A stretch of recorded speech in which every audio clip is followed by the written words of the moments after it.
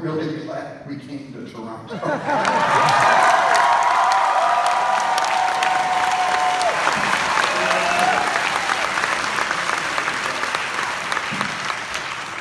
have to watch it without all the subtitles. It was great.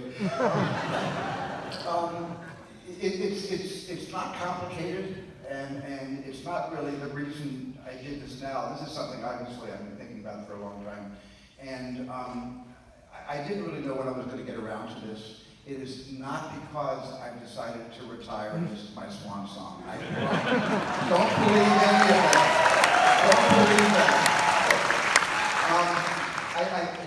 Tony and I started talking about this possibility when we were making Lincoln together. This is the first time we sat down, and then Tony kind of performed the function of a therapist, and I was his patient, and we talked, and I talked for a long time, and Tony fed me and helped me through this. But when COVID hit, that was before COVID, when COVID hit, we all had a lot of time, and we all had a lot of fear.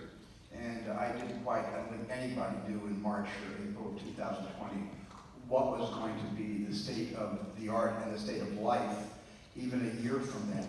And I think in that sense, I felt, as things got worse and worse, that I just felt that if I was going to leave anything behind, what was the thing that I really, need to resolve and unpack about my mom, my dad, and my sisters who are here tonight, and Sue.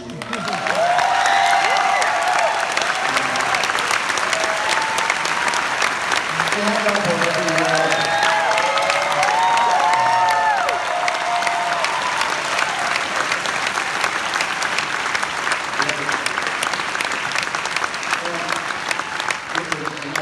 I just felt that it wasn't now or never, but I almost felt that way.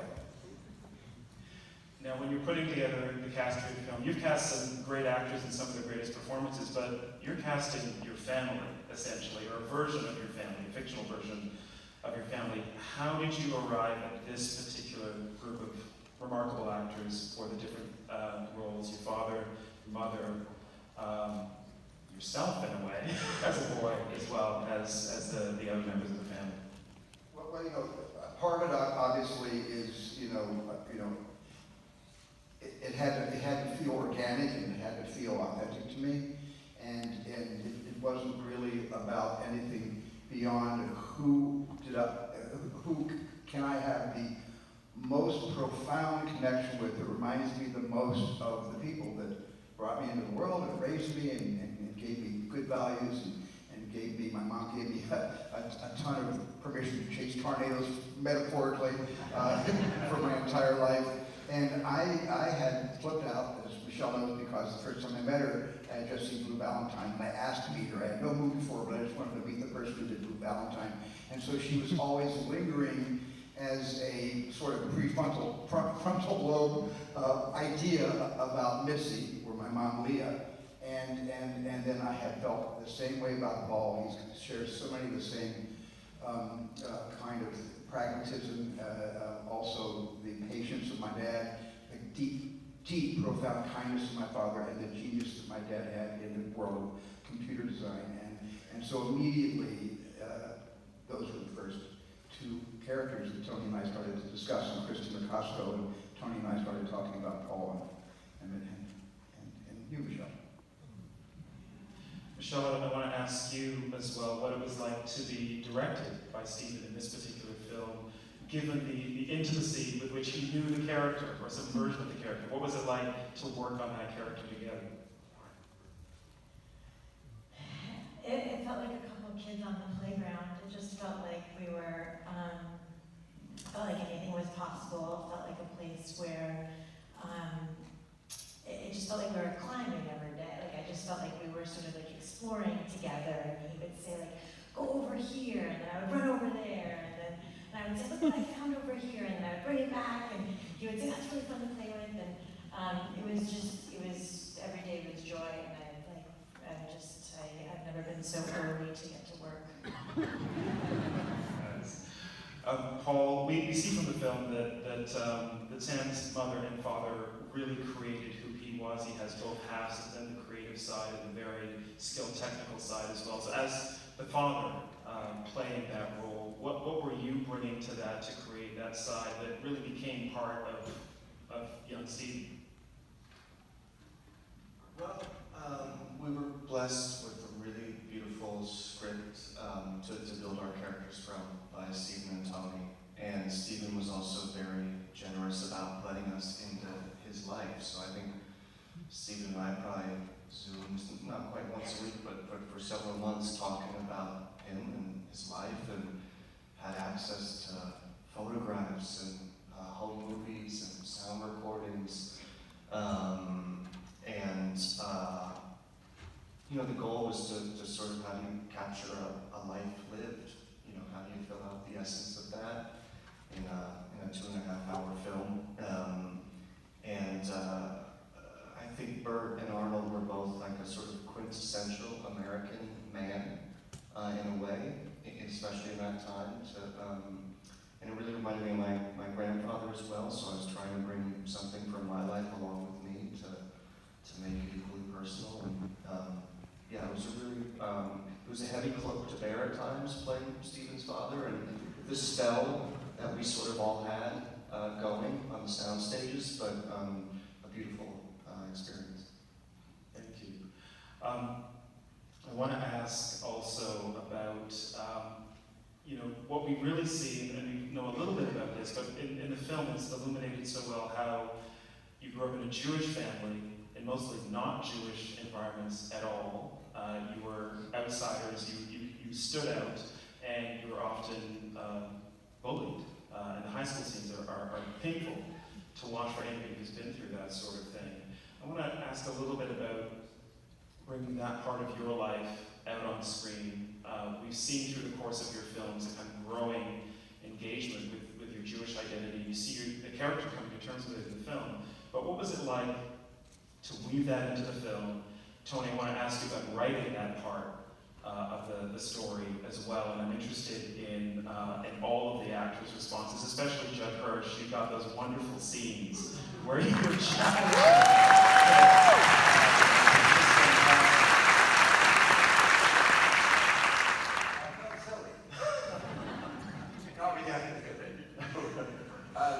Stephen never told me what we were going to do. So instead of, knowing what we were going to do, we just did it. In fact, I even asked him, I said, what about the real guy? And he said he never understood a word he said.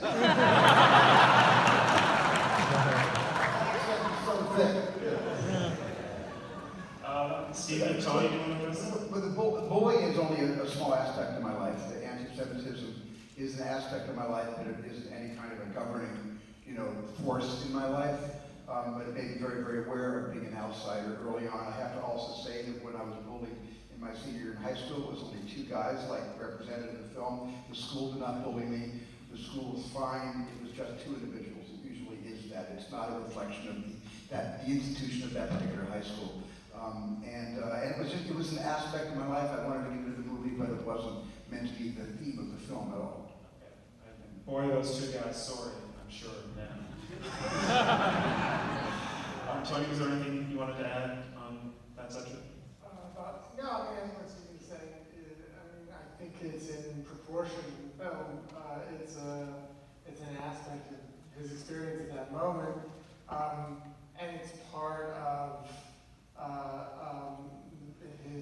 his arc, Sammy's arc towards reclaiming film and figuring out things that film can do, and also the way that film is an unreliable friend. It will take you into a place of safety and then right through safety into something unexpected and scary. And it does this over and over again in the movie, and the last moment of that in the film is with Sammy and Stephen did this, drives a wedge between this unholy pair and splits them up and expects to somehow have a victory in that. And he gets a victory, but he gets something really unexpected as a result.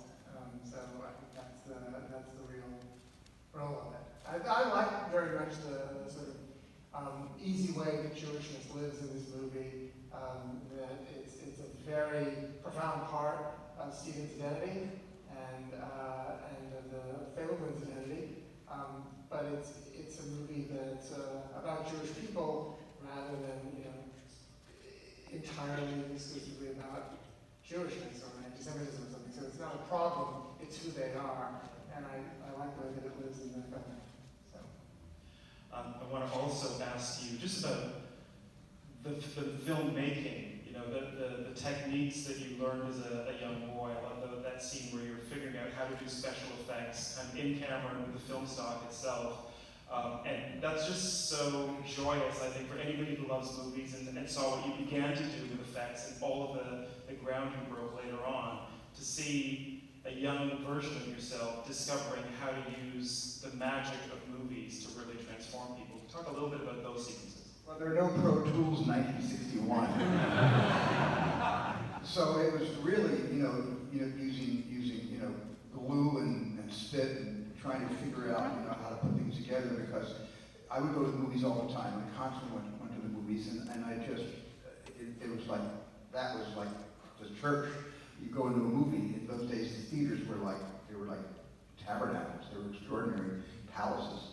And I go to these movies all the time, and I didn't understand how they got, even The Greatest Show on Earth, when you look at the effects of C.B. DeMille's movie, at the beginning of this movie, those effects kind of make you kind of laugh a little bit because they were what they had at their disposal in 1952.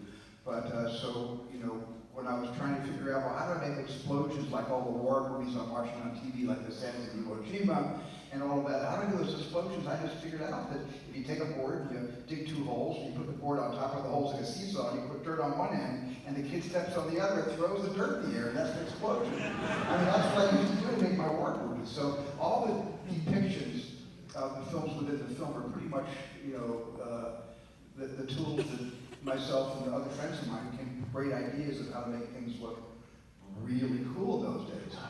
And it was really cool to shoot that behind-the-scenes stuff. That was fun to do. And I made all the behind-the-scenes stuff in this movie much better than the actual 8mm films I shot when I was Sammy's age. Much better than this. I had a chance to do it. It was a do-over. It was great to do it over. I haven't heard from the 2 Canadians on stage yet. I'd like to.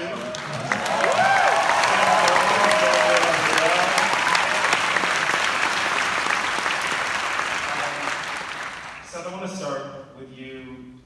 There's not really a bad guy in the movie, but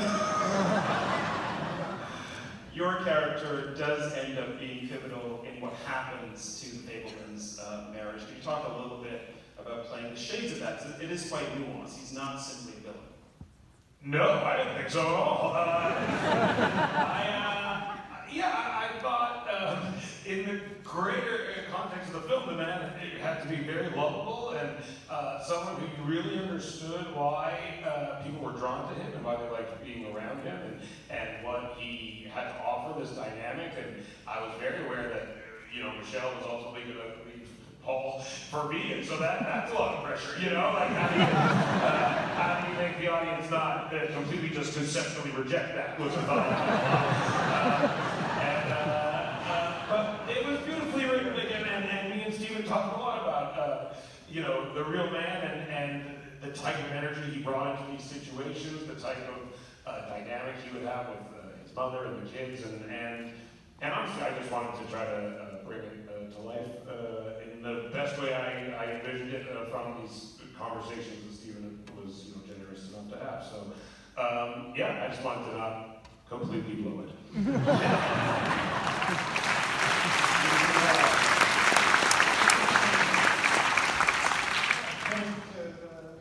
Seth the first day, and he was in his short hair and his glasses and clean shaven, and we were all saying, wow, he's a really hot 50s dad. Fine, I found my era. Gabrielle, I want to ask you about how you were cast for this film and what it was like to work with Steven Spielberg. This is a big role for you. And it's a great performance. It's a real discovery.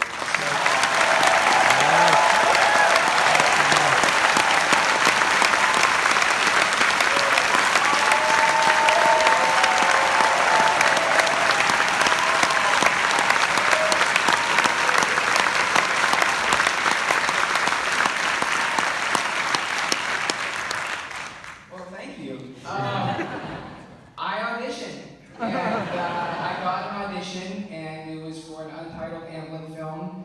Director, to be decided. Writer, to be decided. Executive producer, and I didn't know what it was. And 2 scenes, I audition, I throw it out there, and then like 2 days later, I'm asking about it if we've heard any feedback, and they go, "Yeah, I think that was like a Steven Spielberg movie." and I think that your character was Steven Spielberg. And I'm like, oh my God, and then I keep getting, I come across these articles, and Michelle Williams is attached, Paul Dano, Seth Rogen, and I keep calling my agent, what's going on, and they don't hear anything back, so I don't get it, and then 3 months later, in late May, I get a text, they want a callback, and 2 days from then, I Zoom with Cindy Tolan, and 2 days from then, I Zoom with Steven, and your face was probably a little too close to the camera, and sitting there waiting for a call from Steven Spielberg, and you're like meditating and like breathing through it, and then boom! There you are with your cigar. It was very, nerve-wracking after I'd gotten cast, because I hadn't gotten the script until after that Deadline article was dropped, and the character's name was still Teenage Sandy, so I get the script, and I'm folding every page, 30 pages in, okay, this is my act, and the next act's going to be an adult, so I'm folding every page, this is the one I have to, and then I just stop folding them, because I'm in everything. And so it was very spooky. It was horrifying. And I have all this stuff to do, because you're surrounded by masters. You get to sit and you're surrounded by masters. Writing, directing, acting, producing, cinematography, costumes, props, music, editing, everything. Just masters of this art. And then there's me. I'm like kids that good audition.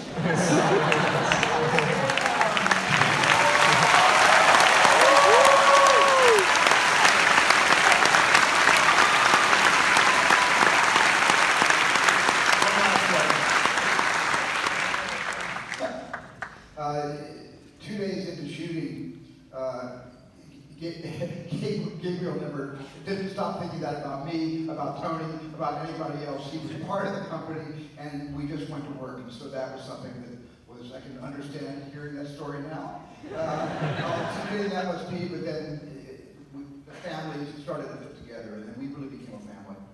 100%. With a lot of emotion on the set too as we went through this. I want to just acknowledge a couple of things right now. I don't know if Mateo's still here. Young Sandy, Mateo, and Ricky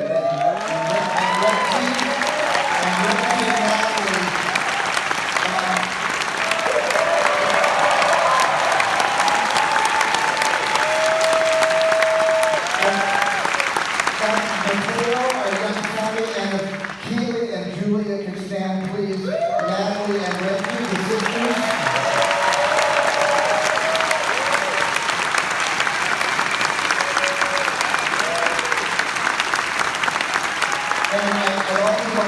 In the audience, Monica, Chloe East. Monica, where are you?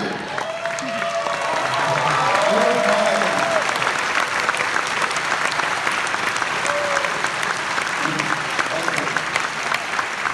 One last question, Steve, I wanted to ask you. Those of us who have followed your career for many, many years will sometimes see what we think are watershed films for you. Jaws changed things for you, I'm sure.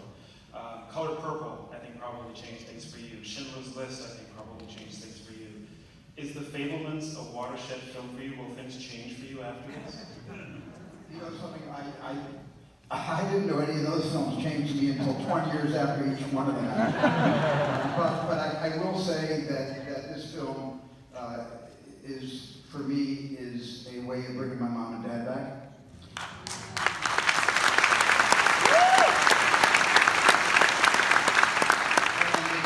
Brought my sisters, Annie and Susie and Nancy, closer to me than I ever thought possible. And that was worth making the film.